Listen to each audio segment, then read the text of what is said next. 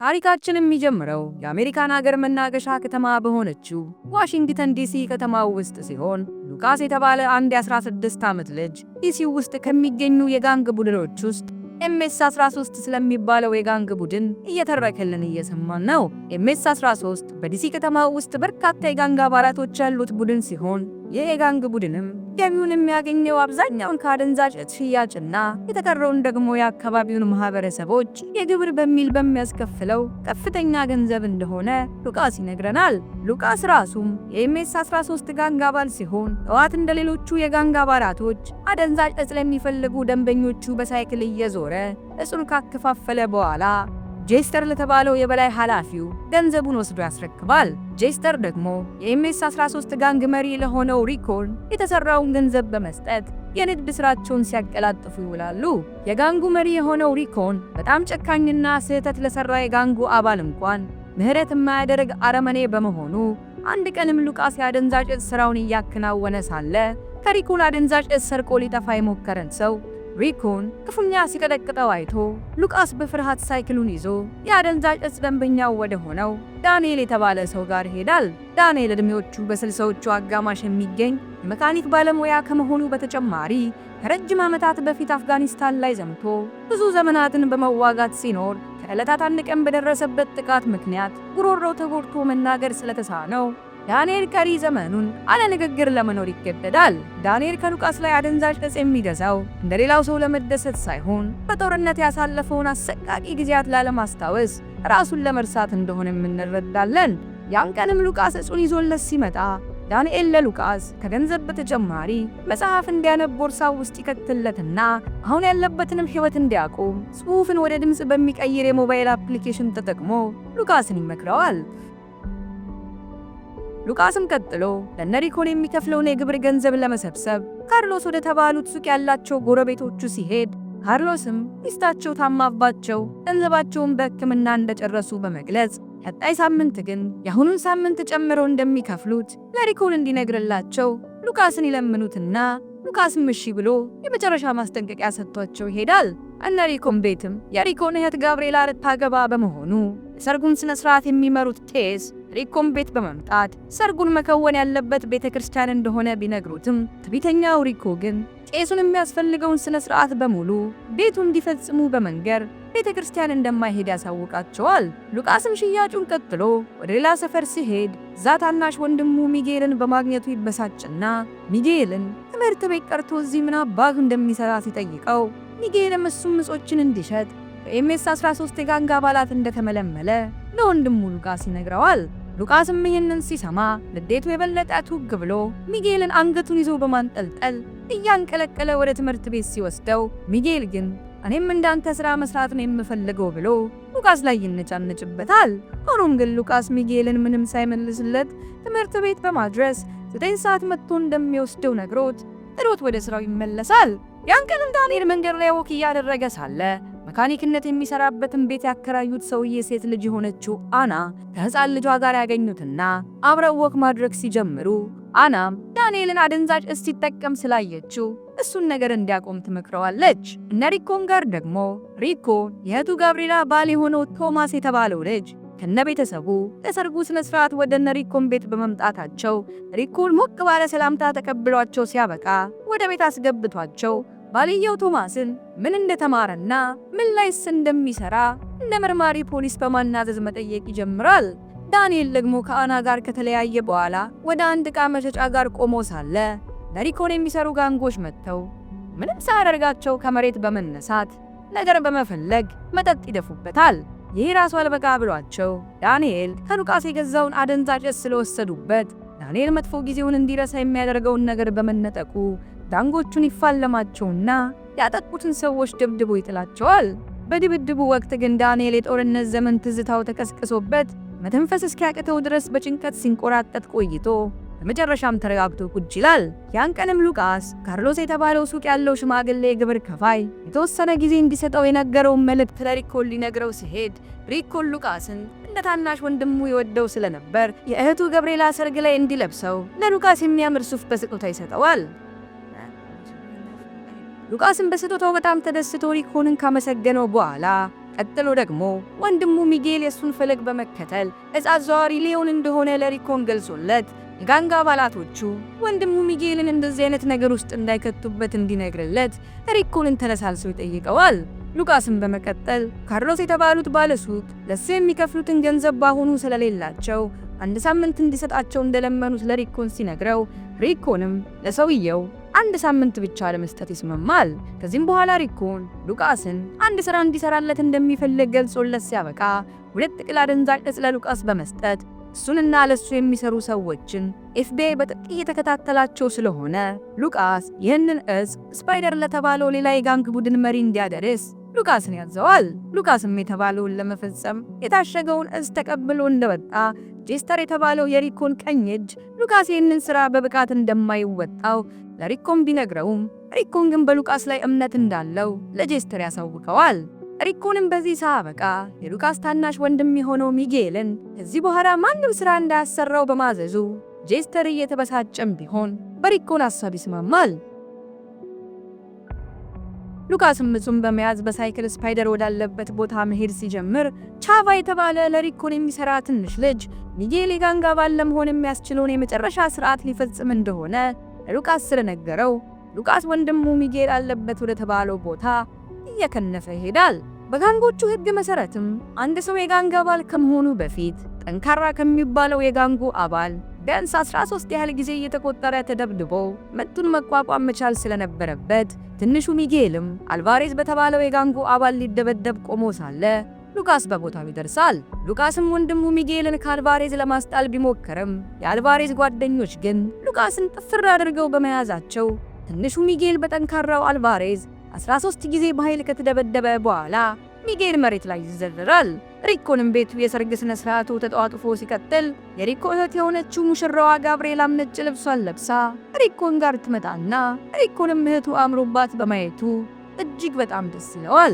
ሉቃስም ታናሽ ወንድሙ ሚጌልን ከዚህ ቀን በኋላ ዲሲ ውስጥ እንዳይኖር በመወሰን ሌላ ከተማ ወደምትገኝ ዘመዳቸው ሊልከው ሳይክሉ ላይ አሳፍሮት ሳይክሉን እየነዳ ሲሄድ መንገድ ላይ ዳንኤል በመኪና ሲሄድ አግኝቷቸው ሚጌል ምን ሆኖበት እንደሆነ በምልክት ሉቃስን ሲጠይቀው ሉቃስ ግን ተናዶ ስለነበር ለዳንኤል ሳይመልስለት ጉዞውን ይቀጥላል።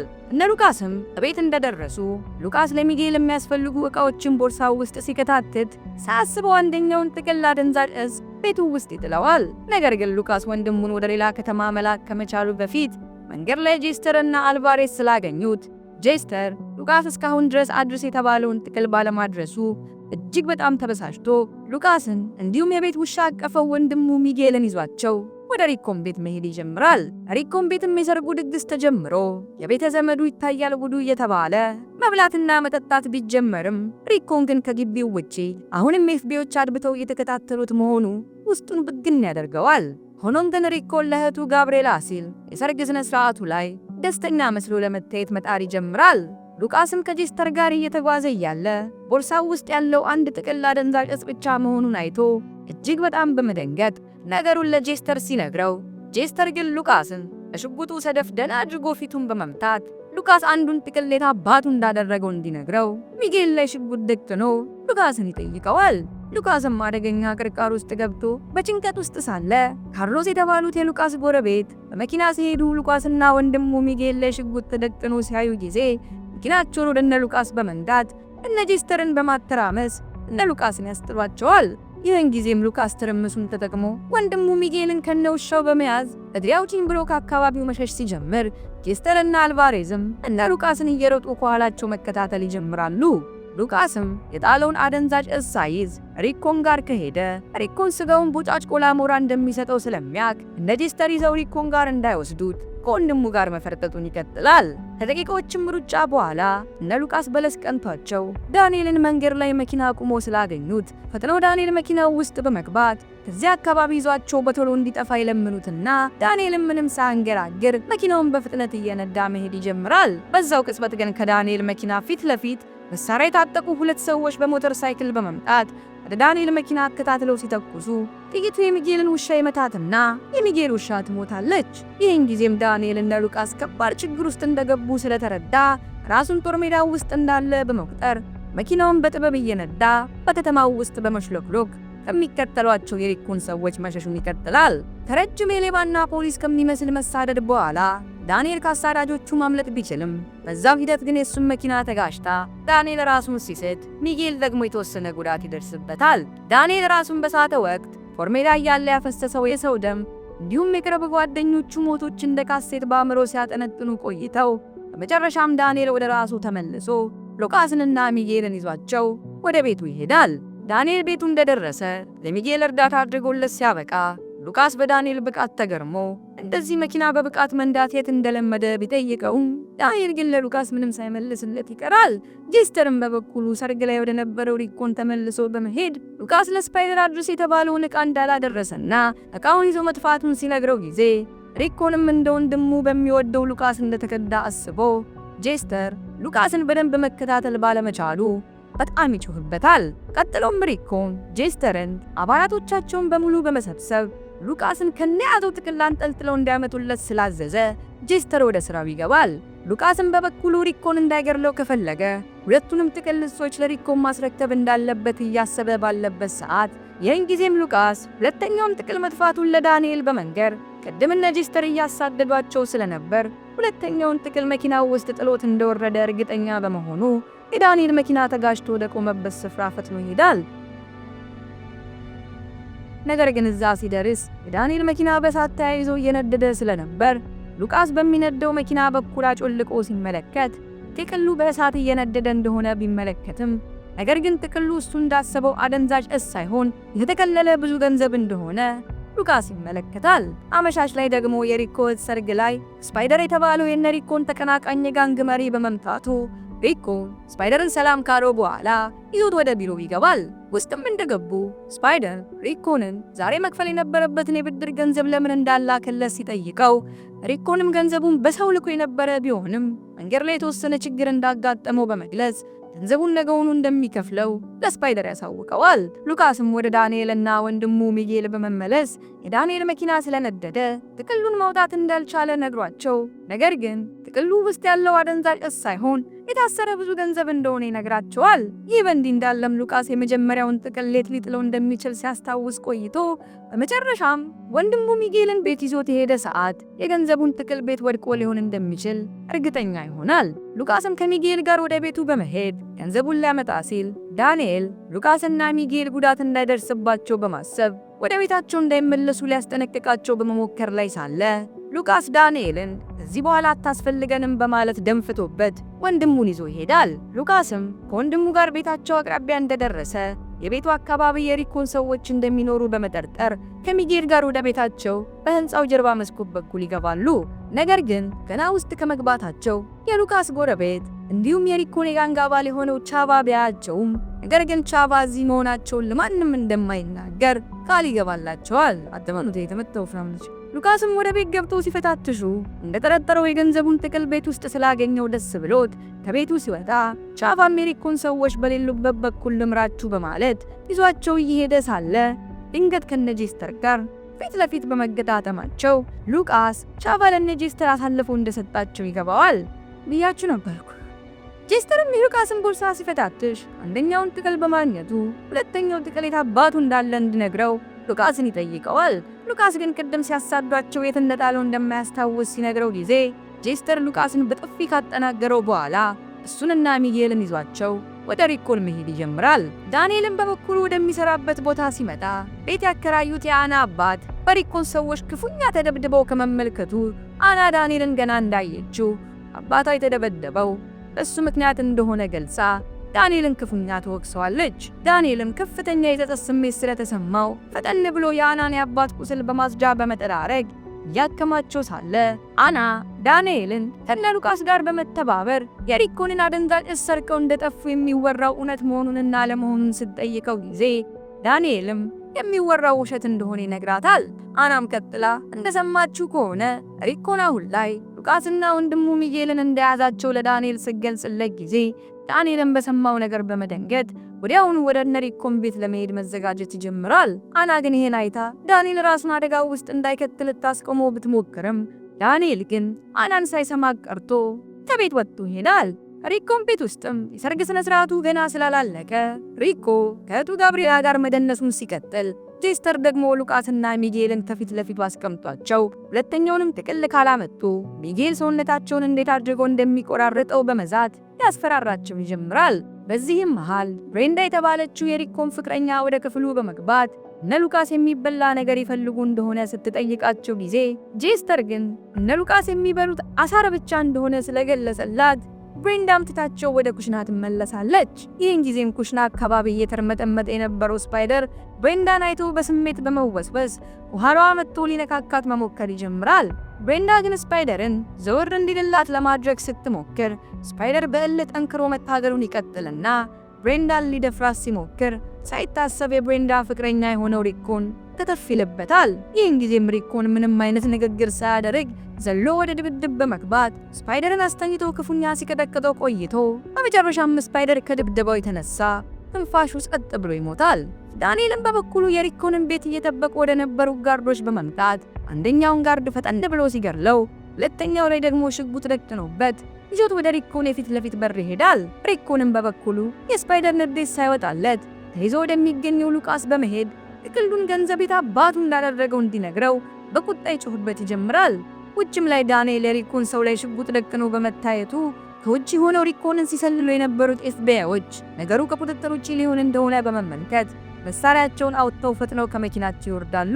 ይህን ጊዜም ኤፍቢአይዎቹን ያዩት ሌሎች የሪኮን ሰዎችም መሳሪያቸውን በመመዥረት ከኤፍቢአይዎቹ ኤጀንቶች ጋር ተፋጠው ሳለ ድንገት አንዱ የሪኮን ሰው ኤፍቢአይዎች ላይ መተኮስ በመጀመሩ አካባቢው ላይ ከባድ የተኩስ ርምታ ይጀመራል። በጓሮ በኩል የሰርግ ስነ ስርዓቱ ላይ የነበሩት ሰዎችም ከርችት መተኮሱ ጋር ተዳምሮ የጥይቱን ድምጽ ሳይሰሙ ቢቀሩም ትንሽ ቆይቶ ግን ተኩሱ ተባብሶ ሰርግ ላይ የታደሙት ሁላ በበራሪ ጥይት መመታት በመጀመራቸው ሁሉም ነገር ድብልቅልቁ ይወጣል። ከሪኮን ወገንም ሆነ ከኤፍቢአይዎች ዘንድ በርካታ ሰዎች በተኩስ ልውውጡ ወቅት ሲገደሉ በጣም በሚያሳዝን ሁኔታ ሰርጓን እንኳን በቅጡ ያላጣጣመችው ጋብሪኤላም በተኩስ ልውውጥ ሆዷ ላይ ትመታና መሬት ላይ ትዘረራለች። ዳንኤልም ከነሪኮን ሰዎች ጋር ሲታኮስ በጥይት ተመቶ በመጠኑ እንኳን ቢጎዳም ነገር ግን እንደምንም ብሎ ሪኮን ቤት በመግባት ሉቃስና ሚጌልን ከነጥቅል ገንዘቡ አግኝቷቸው እየመራ ከቤት ያስወጣቸዋል። ሪኮንም የተኩስ ልውውጡ ትንሽ ረገብ ብሎ ዙሪያውን ሲቃኝ እህቱ ጋብሪኤላ በጥይት ተመታ እንደሞተች ተመልክቶ ውስጡ በታላቅ ሐዘንና ቁጣ ይሞላል። ዳንኤልም ከነ ሉቃስ ጋር በመሸሽ ከከተማ የሚያስወጣቸው ባቡር ጣቢያ ጋር እንደደረሱ ጄስተርም ከኋላ ሲያሳዳቸው ኖሮ ለሉቃስ ላይ በመድረስ ይዘውት እየሄዱ ያሉትን ገንዘብ እንዲሰጡት ሽጉጥ ደቅኖ ይጠይቃቸዋል። በዛው ወቅትም ሪኮንም ሽጉጡን ይዞ ጄስተርን ለሉቃስ ያስቆማቸው ቦታ ቢመጣም ነገር ግን ዛሬ ከራሱ በላይ አብልጦ የሚወዳት እህቱን በመነጠቁ ምክንያት ሁሉ ነገር ትርጉም አጥቶበት ሉቃስንና ሚጌልን ዛሬውኑ ከተማ ለቀው እንዲወጡና ሁለተኛ አይናቸውን እንዳያይ ያስጠነቅቃቸዋል። ይህ የሪኮ ውሳኔ ግን ጄስተርን ከመጠን በላይ ስላስቆጣው ጄስተር ሪኮን ላይ ሲጮህበት ቆይቶ ማንም ባላሰበውና ባልጠበቀው ሁኔታ ጄስተር የሪኮንን ጭንቅላት በጥቂት ብሎ መሬት ላይ ይደፋዋል። ቀጥሎም ጄስተር ሽጉጡን ወደ እነ ሉቃስ በመደቀን ገንዘቡን እንዲያመጡ ሲጮህ ጊዜ ዳንኤል ገንዘቡ እሱ ጋር እንዳለ በማሳየት ከሚጌል ጃኬት ጋር ጠቅልሎ የያዘውን ገንዘብ ለጄስተር ያሳየዋል። ሆኖም ግን ዳንኤል ለጄስተር እነ ሉቃስን በሰላም እንዲለቃቸውና እሱ ገንዘቡን እንደሚወረውርለት በምልክት በማሳየት ዳንኤል እርሱ ጋር የነበረውን የሚጌልን ጃኬት ለነ ሚጌል ወርብሮ ስለሰጣቸው ሉቃስ ወንድሙ ሚጌልን ይዞ ከአካባቢው ይፈተለካል። እነ ሉቃስ ከሄዱ በኋላ ዳንኤል ጥቅሉን ገንዘብ ወደ ጄስተር ወርብሮለት ጄስተር ጥቅሉን ሲመለከተው በውስጡ ምንም አይነት ገንዘብ እንደሌለ ያያል። ጄስተርን በቁጣ በመንበልበል ገንዘቡ የት ነው በማለት ዳንኤል ላይ ሲጮህ ቆይቶ ዳንኤልን በጥይት ሊገድለው የተዘጋጀ እያለ ጄስተር ሳይታሰብ ጓደኞቹን ቅድም በመክዳቱ በተጸጸተው ቻባ በተተኮሰ ጥይት ይመታና ጄስተር ወደ ገሃነም ይጓዛል። ሚጌልና ሉቃስም ከዲሲ ከተማ የሚያስወጣቸው ባቡር ላይ በመሳፈር መሄድ ሲጀምሩ ሚጌል ዳንኤል የሰጠውን ጃኬት ኪስ ድንገት ሲመለከት በውስጡ በርካታ ሺህ ዶላሮች እንዳሉትና ከሰዓታት በፊት ዳንኤል ከጥቅሉ ውስጥ ገንዘቡን በማውጣት የጃኬቱ ኪስ ውስጥ እንደከተተለት ይረዳል። በመጨረሻ ሚጌል ገንዘቡን ለሉቃስ ሲያሳየው ጊዜ ሉቃስም ከመጠን በላይ በመደሰት ገንዘቡን ቦርሳቸው ውስጥ ከተው ወደ ሌላ ከተማ በመሄድ ስለሚጀምሩት ከወንጀል የጸዳ አዲስ ህይወት ማሰብ ሲጀምሩ እያየናቸው ታሪካችን ያልቃል።